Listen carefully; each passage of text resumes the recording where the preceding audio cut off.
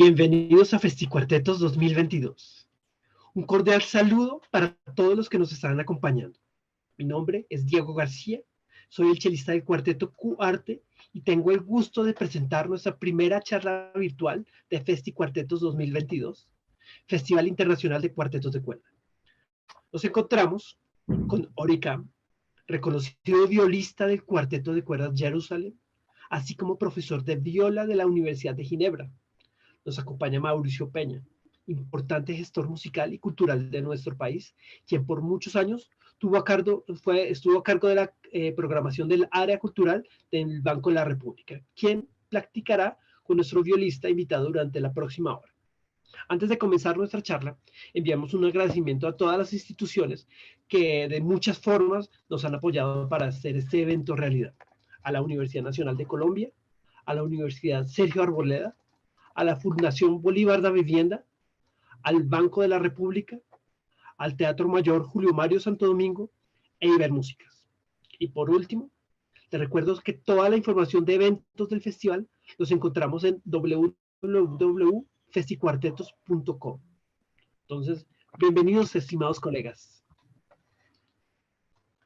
Bueno, bienvenidos a esta primera actividad del FestiQ-Artetos de 2022.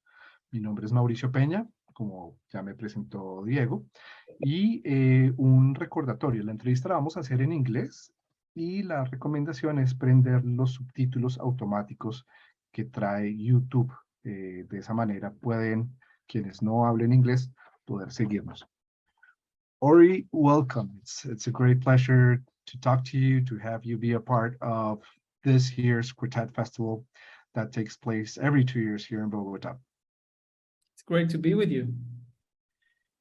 Great. So we're going to talk a little bit about everything, you know, you as an individual, the quartet's life. And I wanted to start by just asking you about you growing up, because I was reading your bio and it said you grew up between the U.S. and Israel. You know, I guess traveling back and forth, probably because of family things, I guess. But wondering, cultures are so different, education systems are so different between countries. What do you think shaped up who you are today? With those from the U.S. culture, from the U.S. educational system, and also from the musical point of view, what's different in both countries, in both education systems, that make up who you are today? Well, Israel is a very small country, and the United States is a very big country. But I think in both places, particularly as a small child, one's world is quite small. My father is a scientist and my mother is a musician. She plays viola, retired violist in the Israel Philharmonic. So they were both traveling quite a lot for their work. And so since I was quite small, I had the opportunity to travel quite a lot and to experience living in different places, which was, I think, very important. I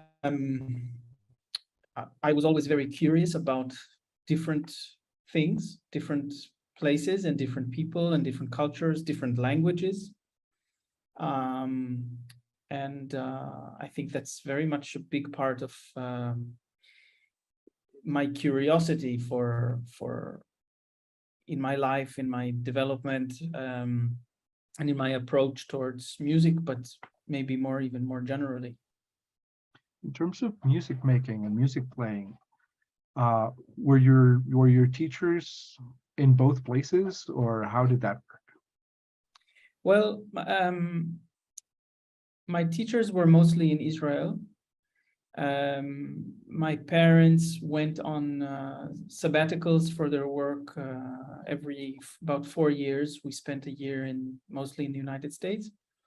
And until high school, in those years, I didn't really have very serious teachers. I was kind of more of an amateur musician, I would say, that I think my parents didn't want my sister and I to be professional musicians. It wasn't the idea. Music was just a kind of a part of general broad liberal education that we received. And so I would say that the important part of my musical education was in Israel, instrumentalistically, but you know, music education is in a way is such a broad subject, because we learn to play the instrument, but it's easy to forget that that is entirely developing the ability to express and say something. And then the question comes, say what? And so I was very fortunate to, my mother would bring me to Israel Philharmonic concerts since quite a young age. And I went on tour. I joined her on tour with the orchestra, where I got to hear amazing musicians like Leonard Bernstein and Arthur Rubinstein, and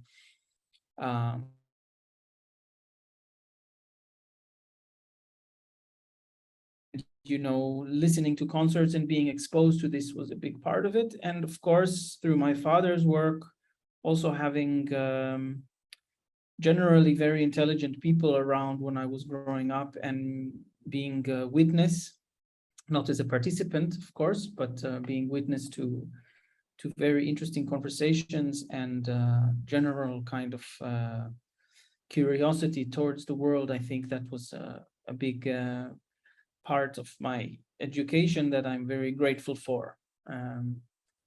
I think it's very interesting that your dad was a scientist, and I'm wondering how does that scientific mindset and inquiry and curiosity that science has that permeated the way you approach music at all? And do you see a difference between you and other of your colleagues that have not been exposed to scientific discussions, which is such a different line of inquiry from many other human disciplines? Well, I mean, I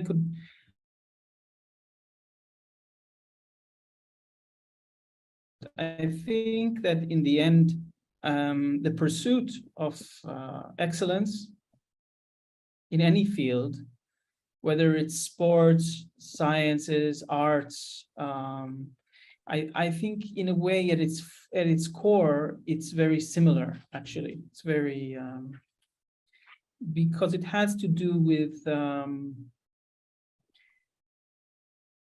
setting a kind of ideal or goal or idea, and then striving towards it. And I think that human beings have extreme capabilities, on the one hand, to be complete slaves to immediate satisfaction, to things that give us immediate dopamine rushes, or I think we live in a time in human history where that is perhaps quite extreme. But on the other hand, we also have this amazing capability to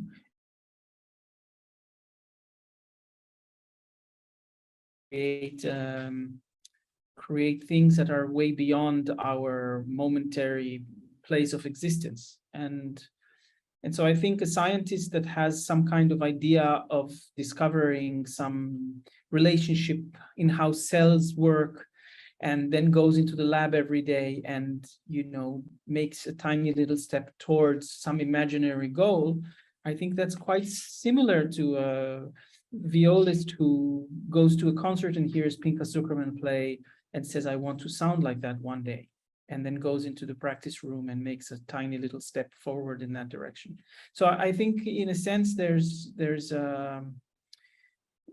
you know, when we think of science as being very cerebral and very logical, and music as being very emotional, but in fact, I don't think that those two things are separate. So I think a scientist that doesn't approach their work with emotion, with passion, is not really going to be able to last and go the distance in making long-term research. And a musician that doesn't have a logical approach towards the what it is actually that we do and why we do it, I think is also not really going to survive, the daily slog of being a musician.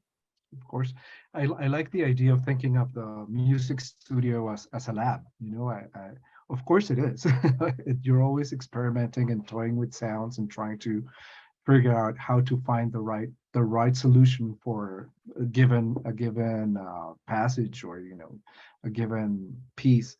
That's really fascinating, and I like that. The idea that as human beings we're rounded individuals. We're not all passion. We're not all brains. We're rounded individuals that bring both things to the table. Moving to another aspect of your life as a professional musician, I was reading also in your bio, and you teach, you perform with a quartet, you also perform as a soloist, you perform with other ensembles. How do you balance each front? How do you manage a schedule that addresses and that has collaborations with so many other people that themselves have also very busy schedules? How does that work professionally?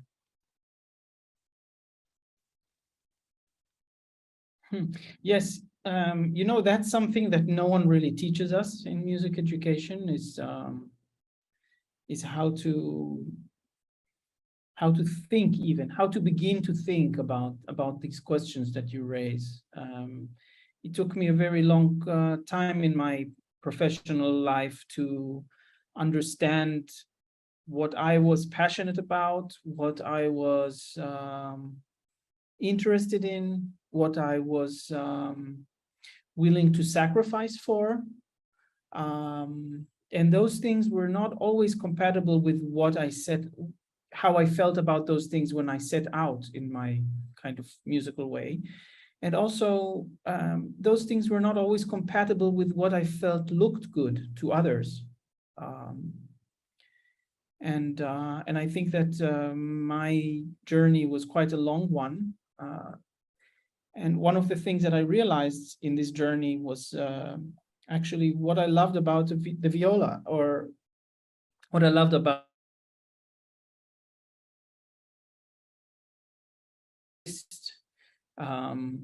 and I think that that's unfortunate.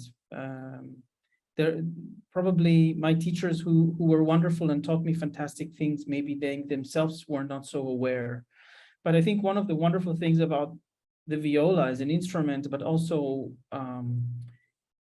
the role of the violist in the music environment, which comes from the repertoire, and of course, and even from the register, so objective things and then historical things, is that a violist in a way has to be many, many different things.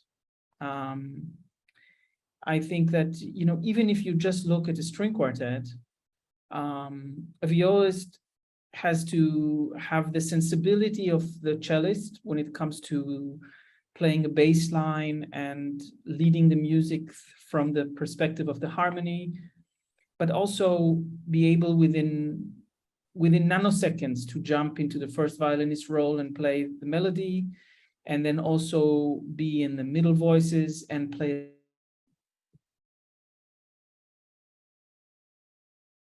all the parts together. And even, if you look at the viola's solo repertoire, much more of that music is accompanying than you would, for example, see in a violin concerto or even a cello concerto. So, and the repertoire, of the solo repertoire of the viola is also much more collaborative. You're going to find many more kind of instrument solos within the instrument that interact with the viola, because somehow it's a little bit the same as being a mezzo-soprano or an alto in an opera company. The roles that you play have kind of a different kind of characteristic. So it took me a long time to figure that out, and to see that as a strength, and as something that I'm very excited about. And of course, that brings professional difficulties of managing different commitments. And one of the tenets of our profession is, and I always tell my students this, and I'm amazed they don't know it, is and be willing to make adjustments or be flexible. And so when we commit to a concert, sometimes 2 years in advance, that's a little bit the oil, the gas that runs the machine of our profession. It's this commitment that you're going to be on stage with the repertoire that you agreed on in the time. And so it's those commitments that we make are quite complicated, and they bring up a lot of challenges also. I mean, the Jerusalem Quartet, we can write a book of stories about the crazy things we've done to get on stage on time. So yes, I think that's a very good question, because I mean, I think when if you are a musician, a curious musician, and you play in an orchestra, you also want to do other things as well to keep yourself fresh and to keep ourselves challenged and growing, and that also requires planning. And in the end, I think, again, like every other profession, more and more, I think that music is not such a unique thing. It's quite similar to other professions. It comes down to human relationships, I think. It's in the end, it's funny that we're talking now about the gig economy, that we're bringing in this term from the music business into the new more informal economy. So I guess we're all becoming temp laborers for different projects. In regards to that, with the quartet, how do you make all of your 4 schedules work? Do you separate a time of the year to concentrate on the quartet, or is it time of the week or of the month? I guess you probably all live in different cities and have to coordinate that. How do you keep the machine running in terms and separate times for touring? How is it something you agree on? Do you have something that's established already after so many years, or is it something you agree on a per year basis? Well, the Jerusalem Quartet is a little bit different than how most quartets work, because we live in Israel, which is kind of a small place, and it's not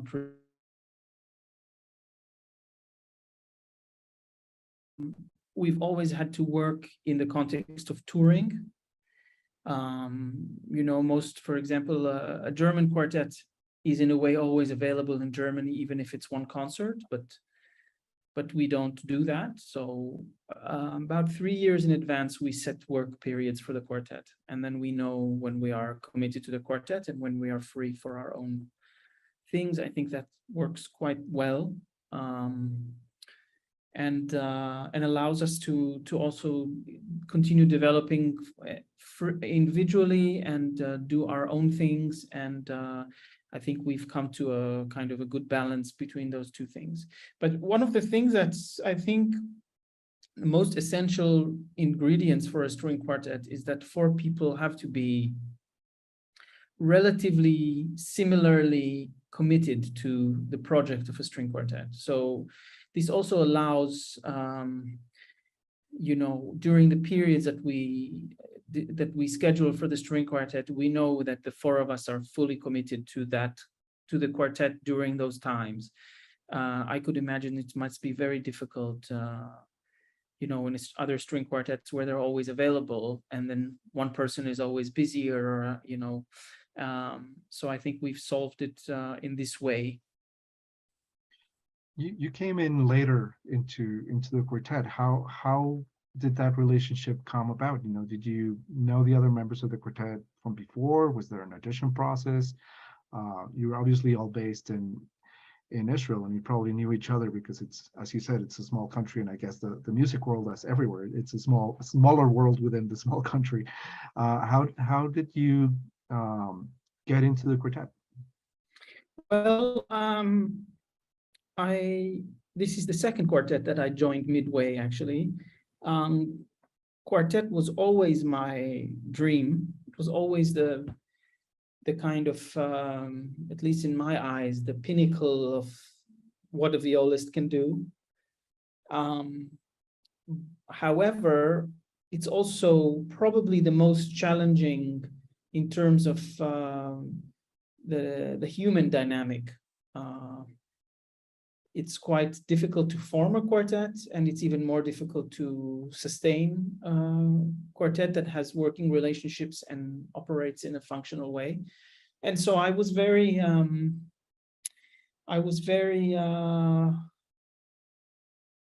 shall I say it? I didn't really believe I could do it. And also, I was quite busy as a young musician already.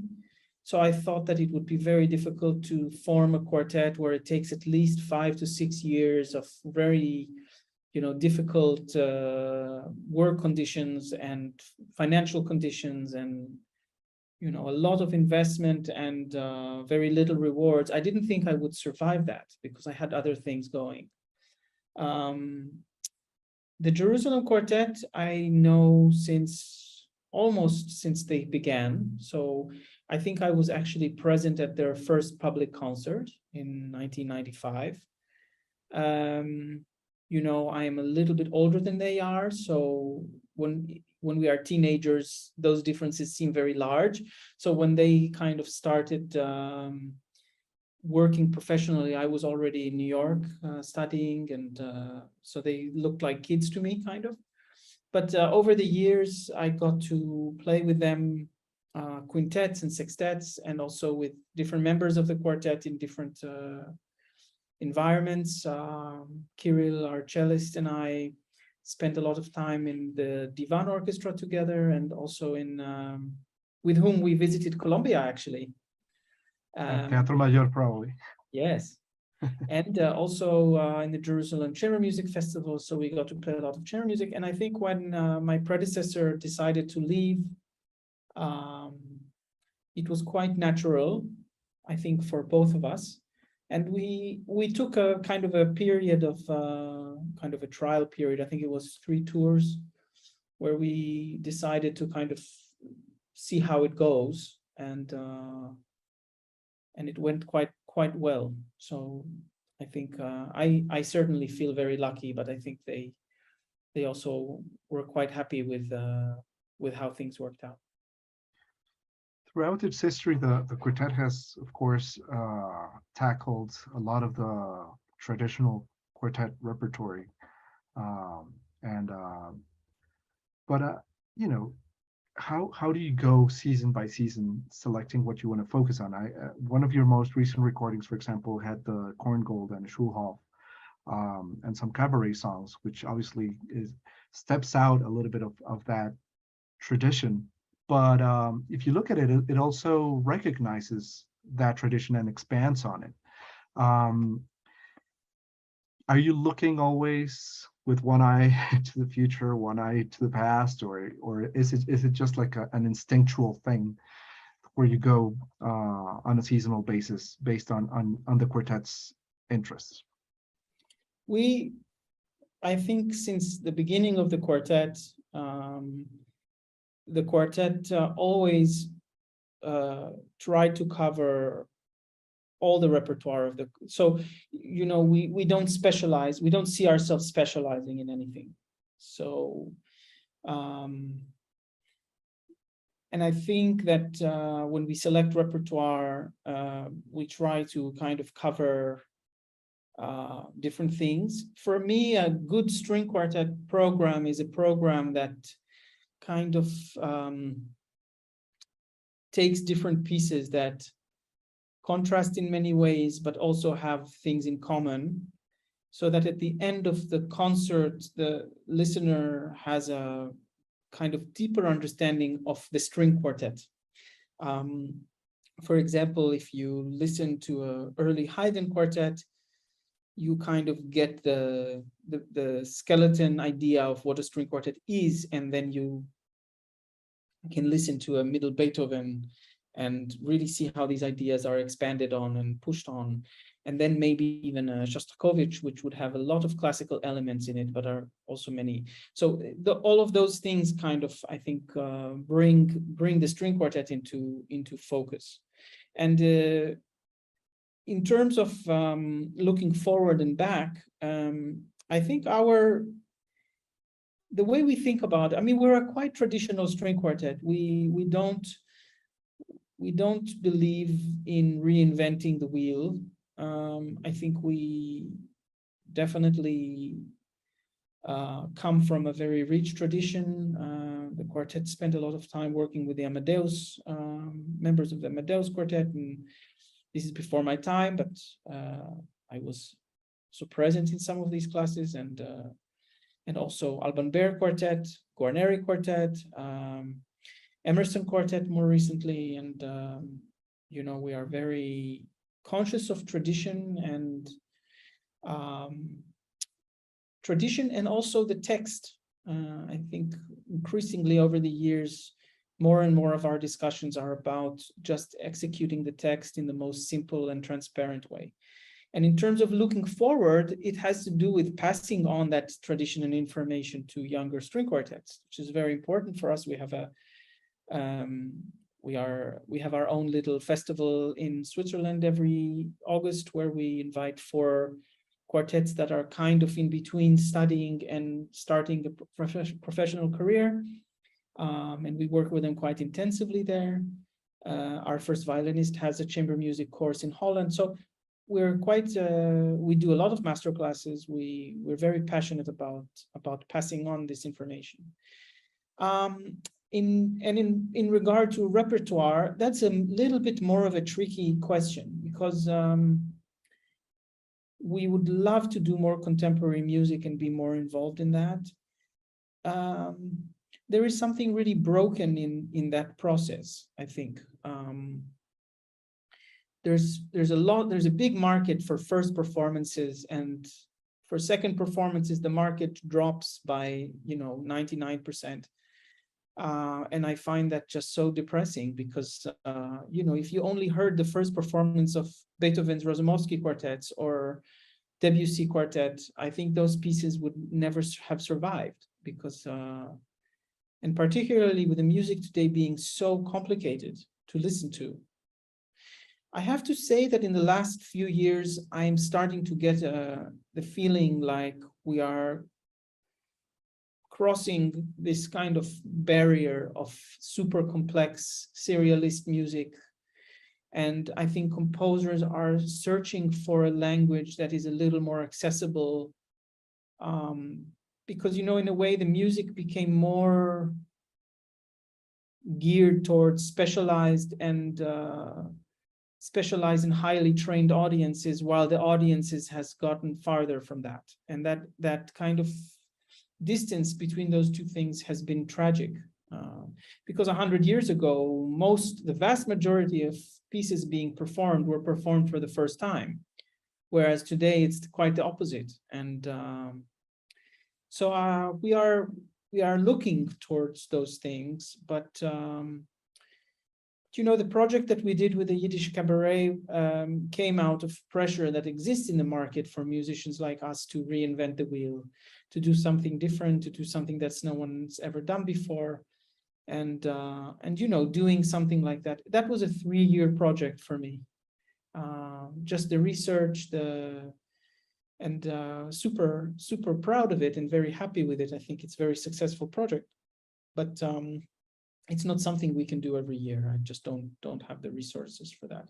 And also the presenters that book us, I always laugh and say that Yo-Yo Ma, if he plays the Bach suites, can fill an arena of 20,000 people. But if he plays contemporary music, he'll probably sell 500 tickets. So probably Yo-Yo Ma sells 500 tickets and Bach sells 19,500. And I think promoters are really, really aware that in the end, people don't want to buy a ticket and sit and suffer. And that, Beethoven on the poster sells, whereas, unknown names really don't. And there is a whole commercial aspect to what we do that, in a way, it's almost dirty to talk about, But that's definitely something important. And it doesn't mean we shouldn't play unknown things. We must play unknown things. But we have to also think about how to do that commercially and how to do that in a way that brings the audience in. And you know, there's many people who've been very good at doing that. And but we are more you know, I think a traditional quartet. We really believe that the text, the music itself, the format of a live concert in front of live audiences is something that is so strong and powerful that it will survive the changes of human culture. And my personal belief that, you know, that maybe the diminishing audiences right now is a cyclical thing and not necessarily but it doesn't mean we don't have to work at it. But I have a very strong belief in the format that we have, that's been there for, you know, a couple of 100 years now. This is very, very interesting and very good information, and it goes well with my next question, which has to do with collaborations. We just mentioned the Korngold, the Cabaret CD, where you worked with a singer, but you've also collaborated with pianists, with your sister playing the clarinet. You know, music is a language, but the fact that you speak that language doesn't mean that you necessarily can talk to each other easily or can collaborate. Collaboration is one of those human endeavors that tends to be something you need to work on, and there have to be certain ways to do it. How does the interaction between the members of the quartet shape or create certain expectations from an external collaborator? You know, what as a quartet, what do you expect from a new person that comes to work with you? It's a great question. You know, one of the wonderful things about a quartet, but also in the same way, the biggest trap of a string quartet is just getting into this kind of loop where you know the next word of the next person, and you know, it's the same things. The things that don't work kind of get stuck in not working, and the things that work kind of disappear because they're always there. And so first of all, it's important for string quartets to collaborate with other people because it breaks the dynamic a little bit. And I think that that's really, really important.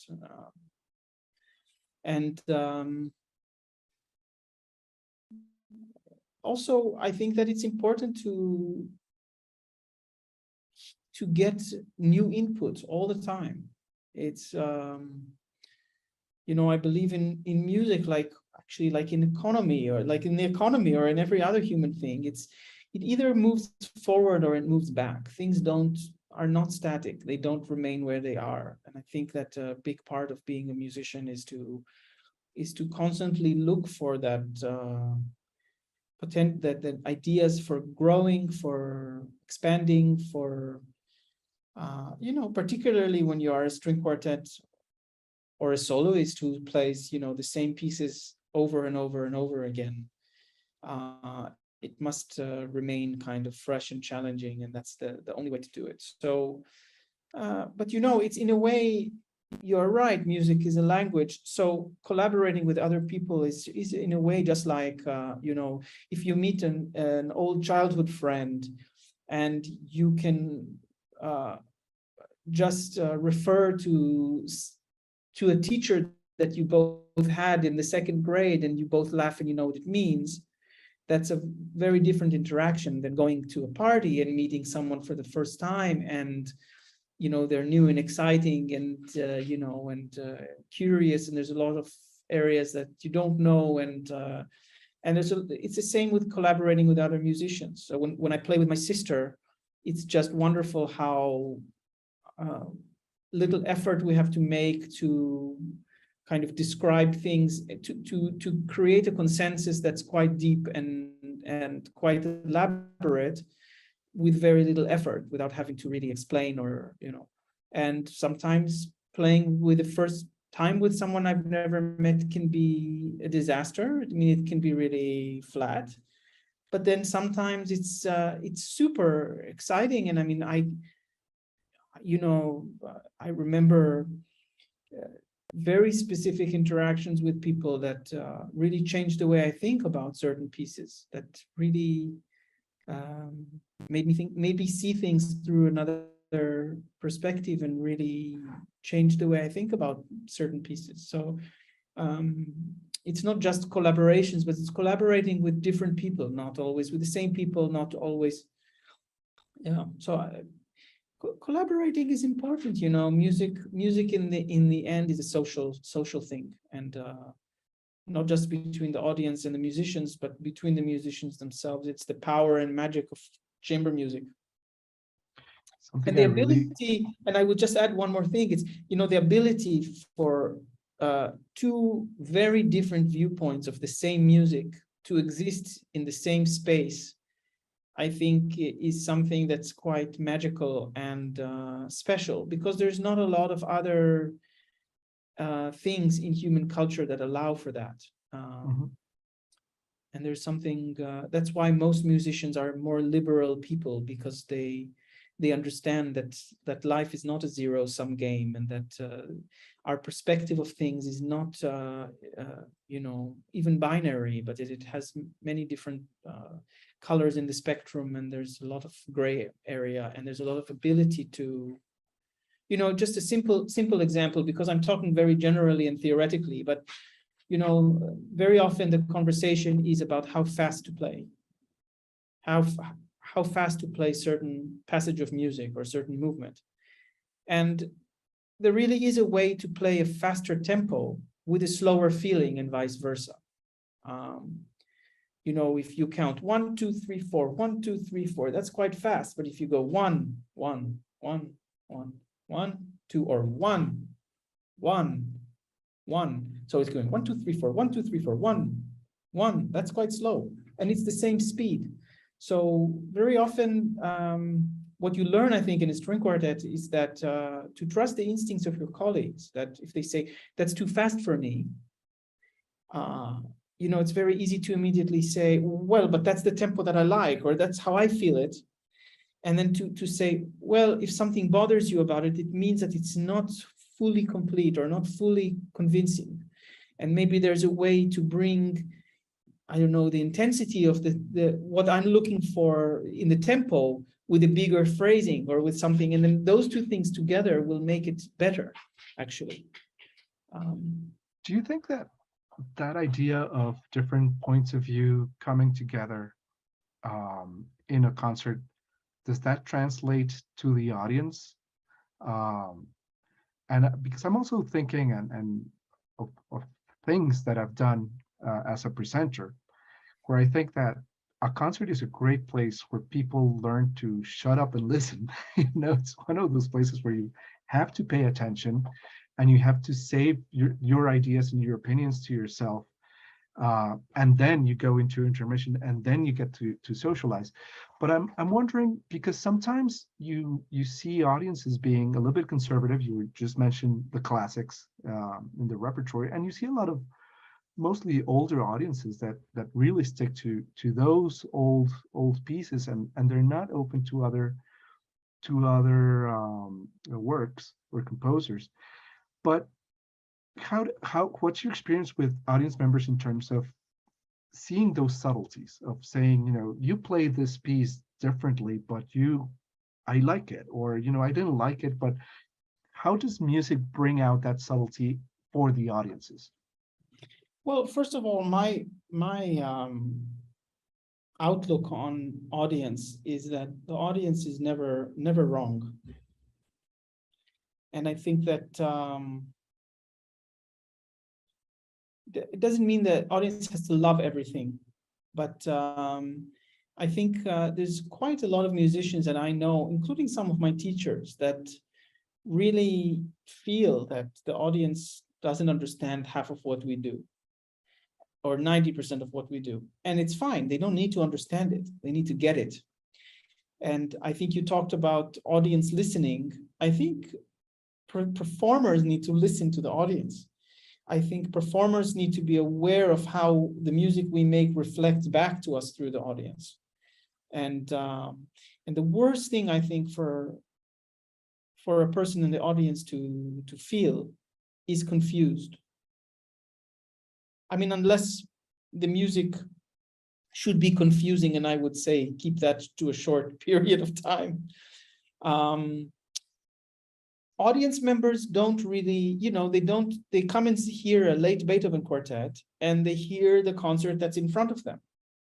They don't hear 2 or 3 quartets and 3 recordings at the same time to compare. All they know is the experience that they had at that very moment. And, maybe they had a bad day, maybe they're not feeling great, maybe they just had their COVID shot and they're a little bit hazy and can't really concentrate. And, whatever you get from that experience is what you got, and that's fine.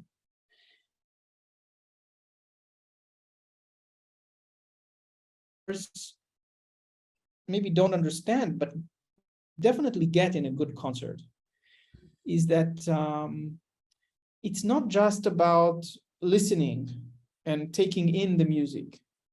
It's what you project not only back on stage, but what you project to your environment and the group listening that makes the difference. It's the amplification of the power of the music through several hundred people in the audience back. And this kind of ping pong creates the power of a live concert that everyone feels so clearly relative to listening to music at home. And that's, and I think every human being gets that when they're there.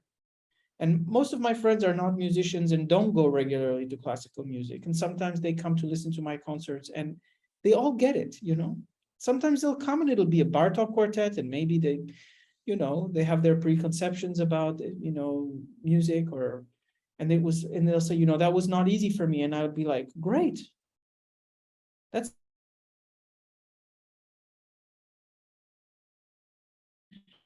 the listener can pick up the glove and take the challenge and really listen or not.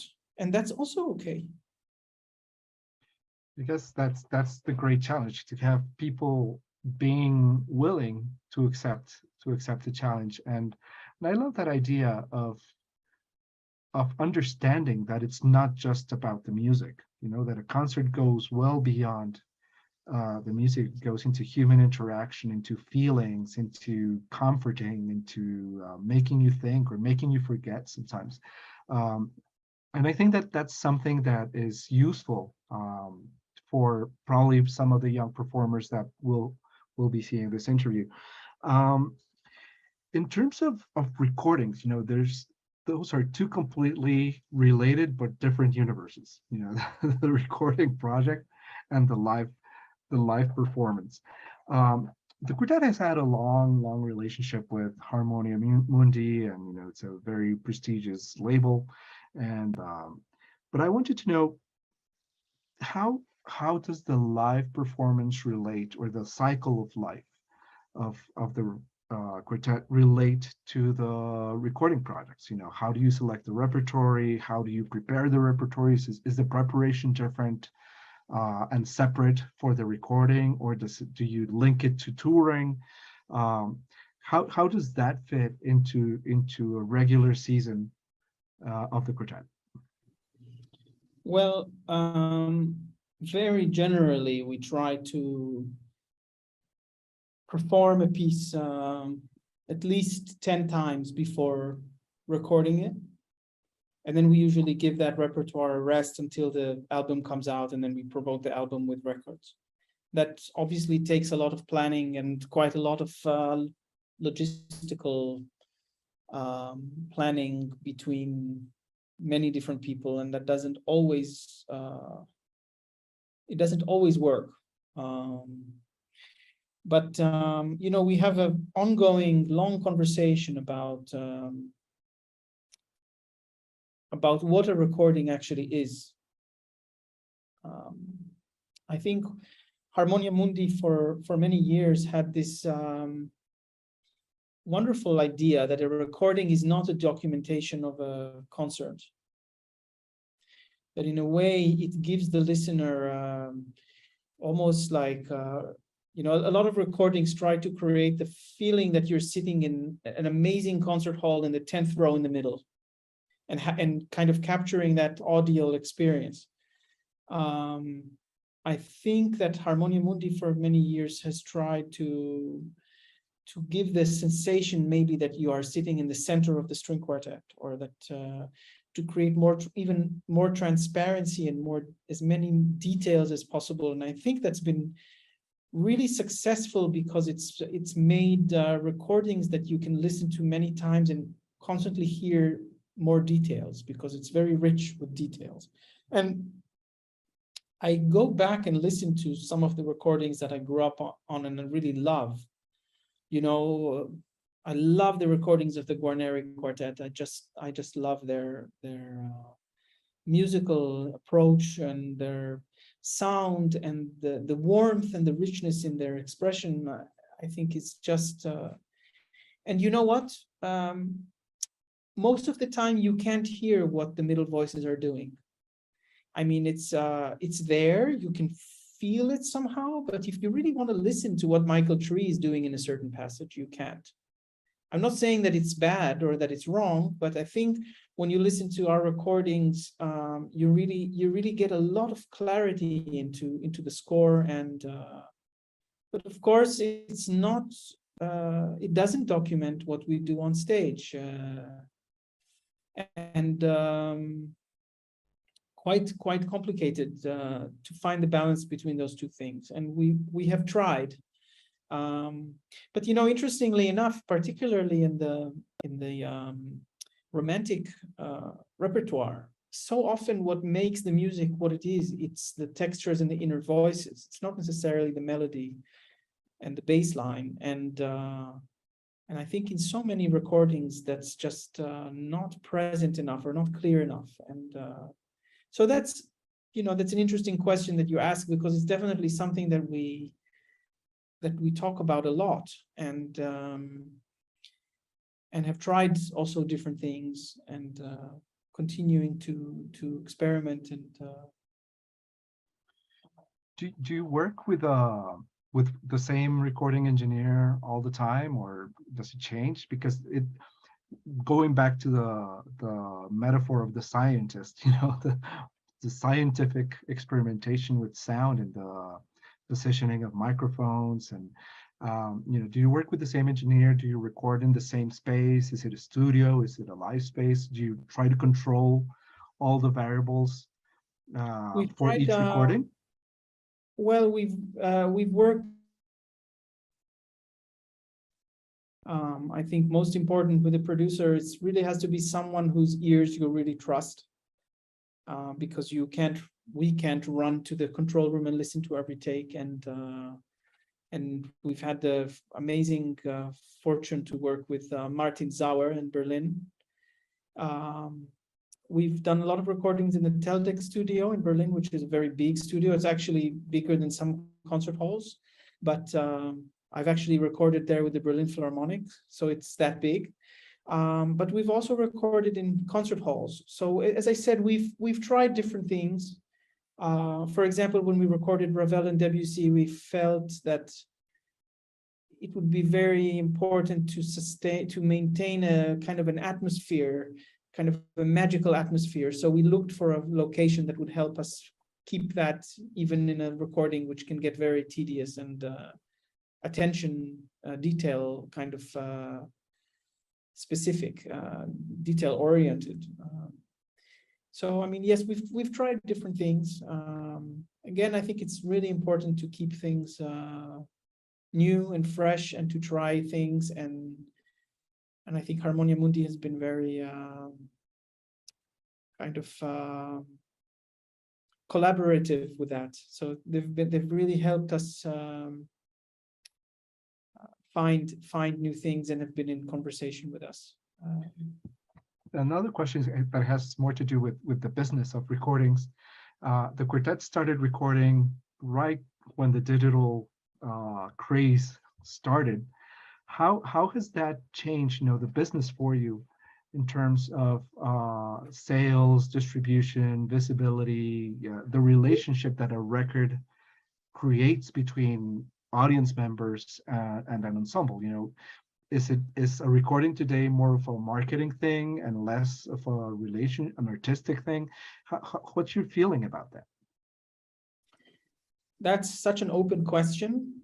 I think people still listen to music a lot. I just think that it's the platforms that have kind of destroyed things. You know, I remember Pinka Zuckerman and Isaac Perlman telling me about growing up in Israel, you know, in the 50s and having 3 records. And when you have 3 records, you listen to them in a different way than when you have Apple Music. You know, they came to Juilliard, and for the first year, they just sat in the library and just listened to recordings and listened to the same Mendelssohn concerto with 5 great masters and just researched the different ways of shifting and tried to figure out what fingerings they do and what bowings they do.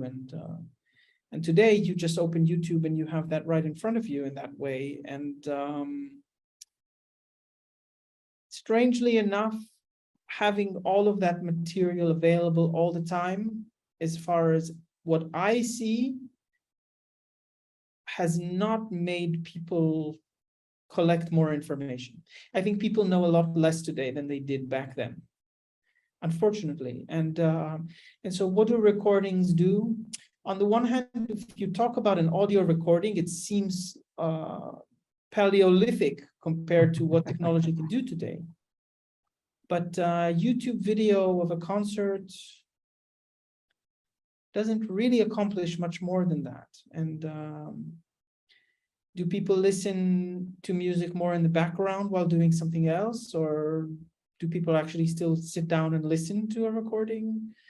We don't really know the answers to that. I think we are really at the beginning of a new era right now.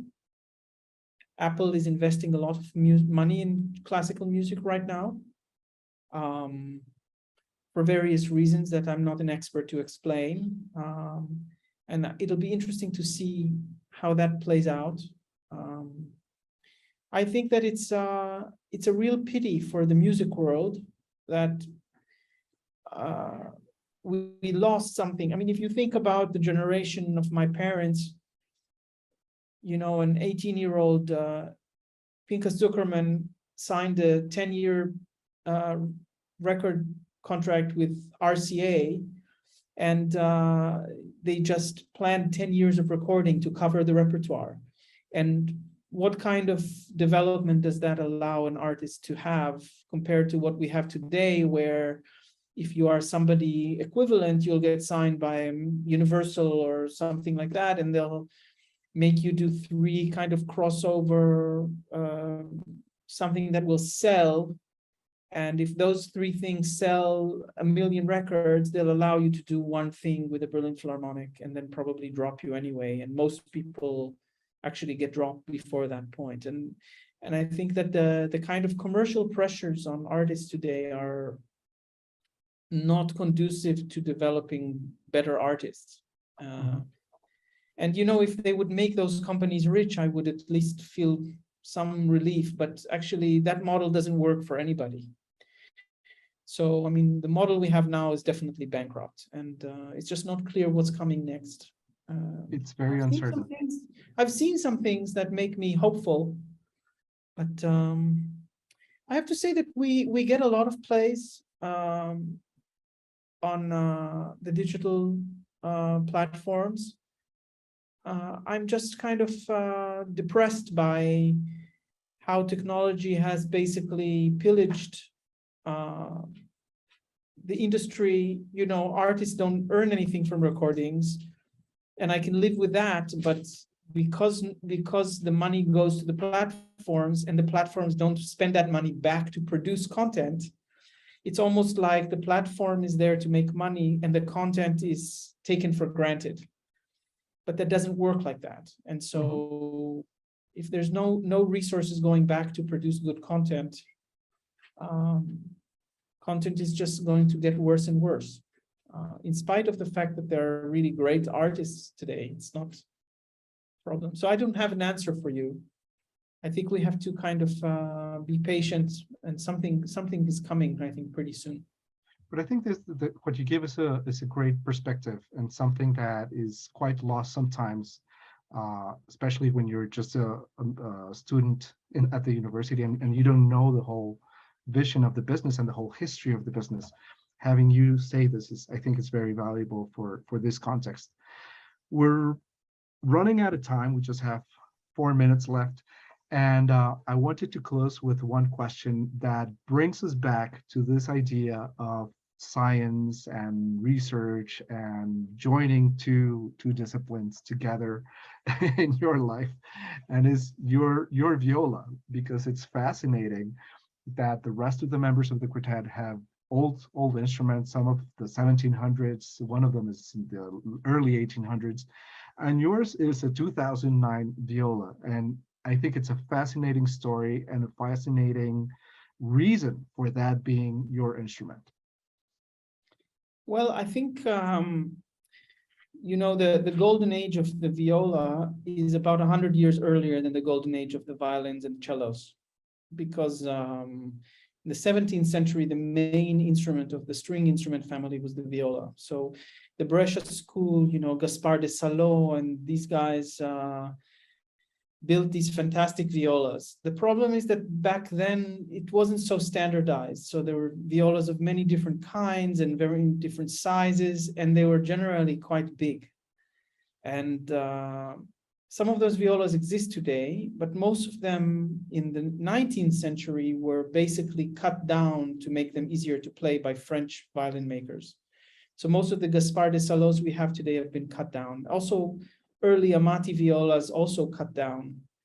And the problem with the viola is that relative to the violin and the cello, the string length and the register, it must be quite large, about 48 centimeters, which makes it quite impossible to play. So that's the issue, the main problem that we have with instruments. And so today, with the level of viola playing really quite high today, we have some amazing viola players, I think better than ever before. I think there was a commercial kind of an economic incentive for violin makers to really focus on solving those issues of violas and make good violas. And we're really living in a golden age of viola making. So I had an old instrument for many years, a 18th century, early 18th century instrument that I took out loans and bought and you know, and loved very much and made some wonderful recordings on. And but it had quite severe limitations, and there's no way around it. It wasn't a perfect instrument. It had limitations and problems, and in spite of the fact that next to my ear, I loved how it sounded and I really connected with it. It was part of my body in a way. When I saw this instrument that I have now, I saw an exact copy of, a predecessor. My instrument is a copy of another instrument that I saw in Berlin when I moved there and just fell in love with, and it solves all the problems, you know. And it has particularly my viola has this very, very unusual and magical combination of a real alto, dark alto timbre, but with a very clear projection and focus to the sound. And those two things are quite unusual to find in a viola. So I got very lucky. That's such a wonderful, wonderful story. And I had no idea of that history. And I'm sure some of the people that are watching didn't either. Ori, I want to thank you very much. You know, we talked about so many things, and I think you brought a lot of different perspectives, different ideas that are not necessarily discussed all the time. And it was wonderful having you here. It's wonderful having you in the FestiQ-Artetos version of this year. And we hope to see you soon in Colombia, hopefully with the Jerusalem String Quartet. Thanks so much for being here. Thank you very much. And I wish I could be there with you to experience all your wonderful activities. Thank you again. Y a ustedes muchas gracias por estar con nosotros hoy, y los invito a que sigan todas las actividades de FestiQ-Artetos 2022. Muchas gracias. Muchas gracias.